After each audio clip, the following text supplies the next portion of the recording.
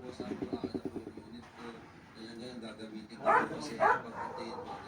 Nilalagay ko. Ang gugulat ako ang dami ng rason ko na kaya para makakalimutan yung unit ko. Ipit lang yan.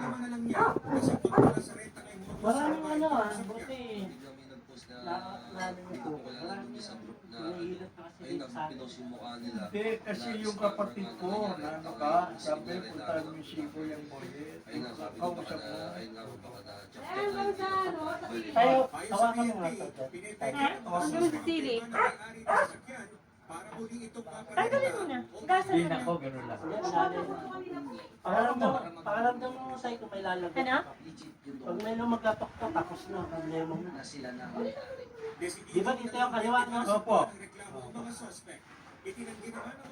Yan ka malalim tayo. Ito. Relax lang tayo. Dito mo, no? Walang na benta ko yung pinapasa sa amin na May unit. tumugan tayo. Ngayon po, yung si po talaga pinapasa na kumuha ng mga renta ngayon na sasakyan. Uutusan niya na po ako ibenta, tapos pag nabenta na po, ibibigay ko sa po sa kanya yung pera. Hindi ko rin. Hindi ko po talaga Okay na po. Limang sasakyan na sangkot sa renta kay modus ang na-recover na ng pulisya. Maharap naman ang mga na-arrest sa suspect sa kasong paglabag sa new Anti-Trafficking Act at robbery extortion. Nilagay. Tinutukoy sa pag-ugat si Diretso Police lang po. ang dalawa pa nilang kasabwat. Saan mo nilagay? Sa taas ba? Hindi.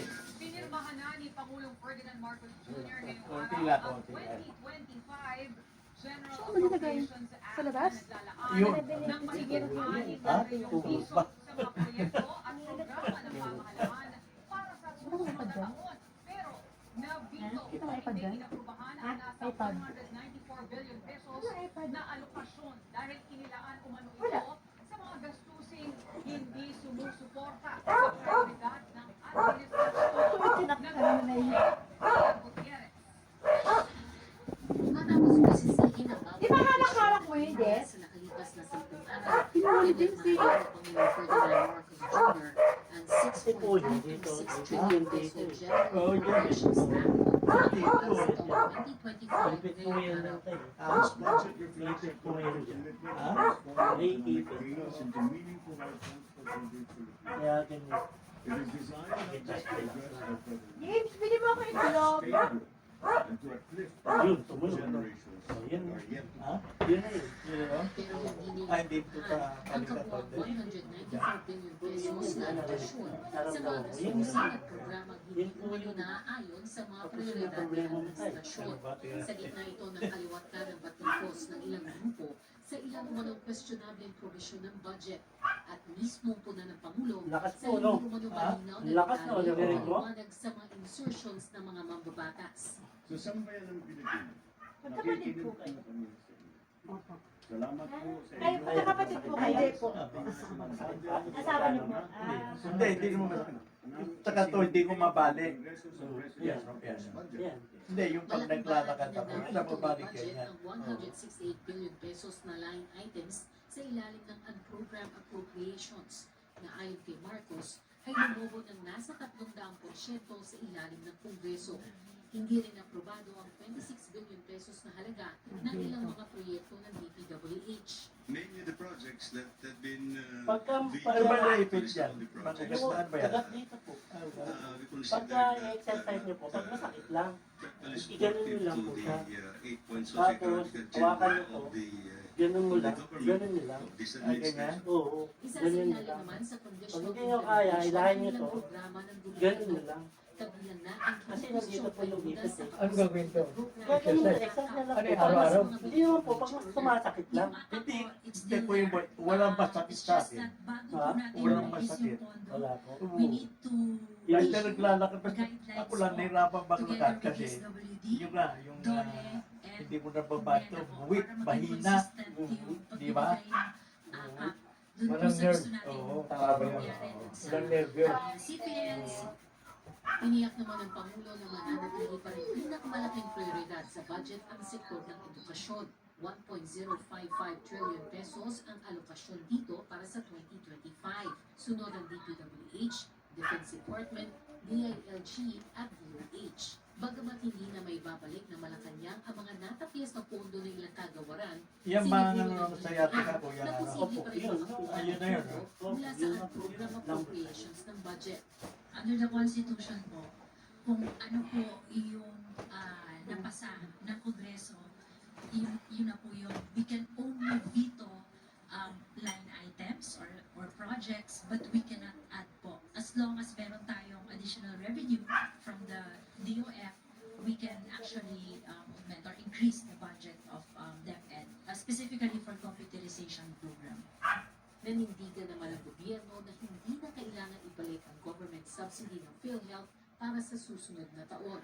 So they have reserve funds of roughly 280 billion. They have a surplus of roughly 150 billion the last time I looked at it. They have investments of more than 400 plus billion. They will earn 200 billion in 2025. So they have adequate resources. Para kay Senate President So, yung Jesus kabila Cordero, po, di ba hindi ang pumunta? pinanghag Hindi 2025 ba lahat ay resulta ng aktibong kolaborasyon ng iba-ibang sektor, kabilang na ang publiko.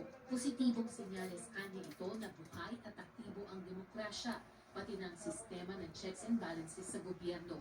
Ang halaga din anya ay napirmahan ng budget sa oras at naiwasan ng pagkakaroon ng isang re-enacted budget. Ipinagmalaki naman ni House Speaker Martin Romualdez ang kontribusyon ng mababang kapulungan na matiyak na naaayon sa pangangailangan ng taong bayan ng 2025 budget.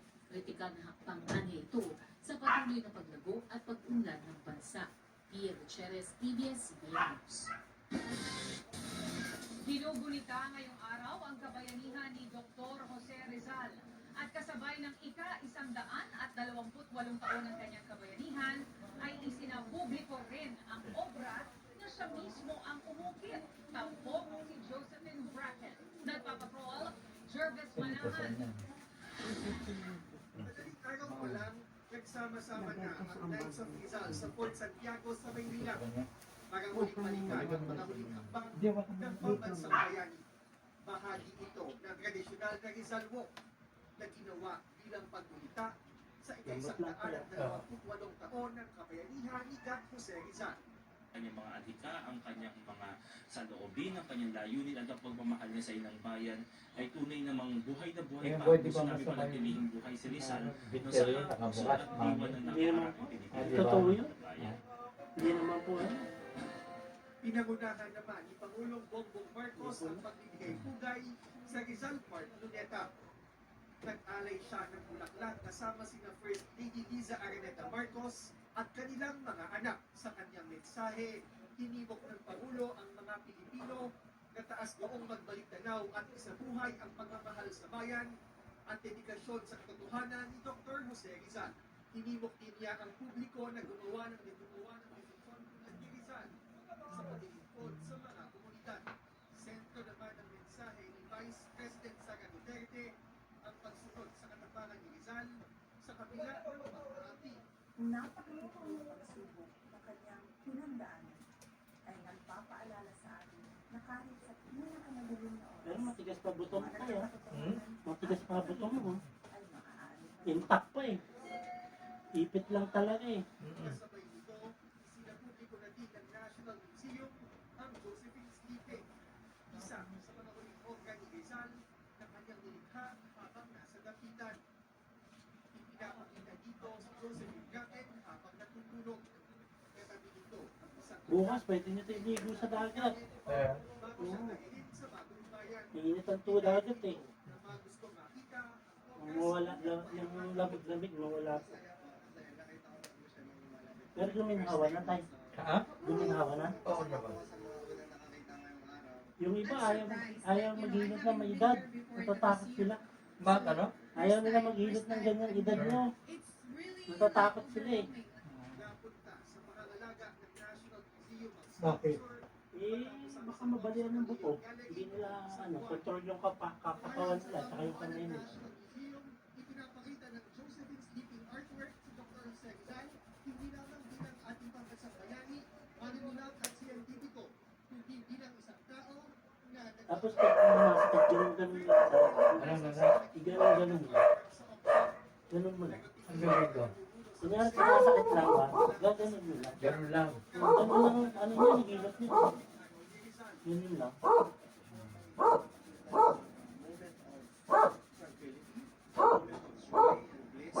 sa piling ni Josephine Bracken. It symbolizes both at the same time, bliss and happiness. Nakikita ang proceedings sa Scogliari Hall. Pag sumasakit, gaganon ko dito. Yes! Opo, ganun mo lang po. Yan, Okay na yung giniling. ganyan nyo lang. Tapos ganyan nyo lang. May padinang ang bahagya. Yan, Nakadrain na siya. yan, ganyan. Ganyan nyo lang. Kahit hindi nyo malakas, basta ano lang. Ganyan lang. Kaliwa kanan. Opo. Wala nang tubig. Hanapin nyo may butas kasi dito eh. Makakapalit to kapay ito. Ito yan. Yan. Yan. Kasi gaganon mo, tira. Gaganon mo lang. Tapos yung kabila rin. Oo, yung kabila rin po. Babalansi mo lang. Babalansin mo lang. Gaganon. Oo. Gaganon. Gaganon mo lang. Ayun, ito. Gaganon mo lang. Pwede naman dito. Pag sumasakit. Oo, pag sumasakit mo ano, pero hindi na to ha. Ay, wala tayong pag-minta po. Technology. Ilang minuto yun? Kahit 20 minutes po. Ha? 20 minutes. Ganun lang. Ganun mo lang. Kunting bagang kulak. Ganun, diin. Kaya masakit yan. Oo. Oo, di ba? Yan, gaganyan nyo lang siya. Gaganyan nyo lang. Saan po kayo gano'n? Manila po? Uwi daw sa natambahan. Uwi kayo sa Balis ngayon? Oo, bukas. Babalik pa kayo sa Manila po? Oo naman. Kasi di ba balak mo pupunta sa kanila. Ilang araw po kayo sa Balis? Eh, baka dos na.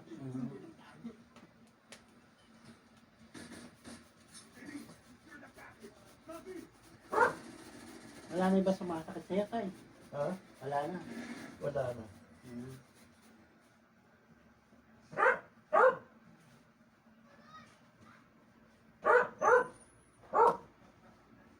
Ingatan mo lang tayo ha, kasi pag nagmali, huwag kang magbubuhat na ng mabigat. Bawal. Kasi bumabalik ka agad yun. Kunwari, nagkamali ka. At may ipit ulit, bumabalik.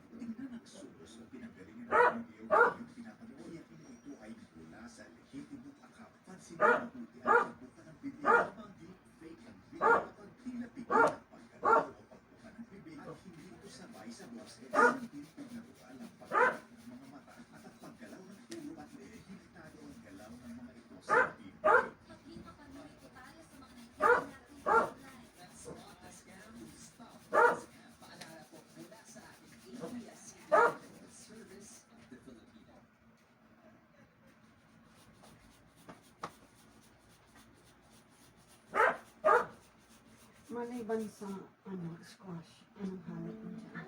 Pinili, tapos maliban dyan. Ay, itlog. Okay. Para at least Paminta. Magic sarap. titimplahan mo. Opo, titiplahan mo.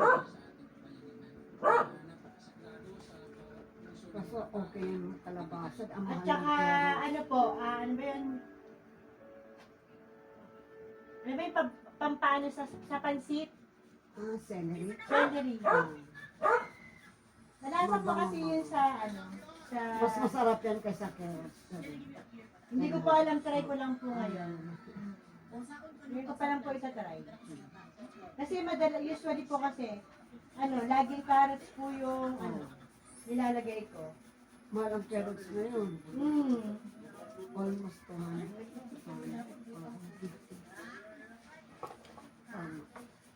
Kaya, makamura ka, dito, magkano lang po itong kalabasa? Oo. 20, makakaano ka ng 20. Makakabili. Saka maganda kalabasa. Mas masustansya. Oo. Kaya masustansya din po yung carrots, kaya lang mahal. Oo na. 150 ang kilo. May nagturo kasi sa akin ito, matamis-tamis daw po Tayo sa po ba ano. tayo? Masarap. Matamis-tamis Isa daw. magtayo lang pala. Patayo. Noon kasi pa nagpagiling ako ng laman. Ihalo ko ng Ay, carrots, opo. sibuyas, Opo. bawang. May sibuyas din po to, Oo, sibuyas, sibuyas. bawang. Ay, pag Sabay igiling ko.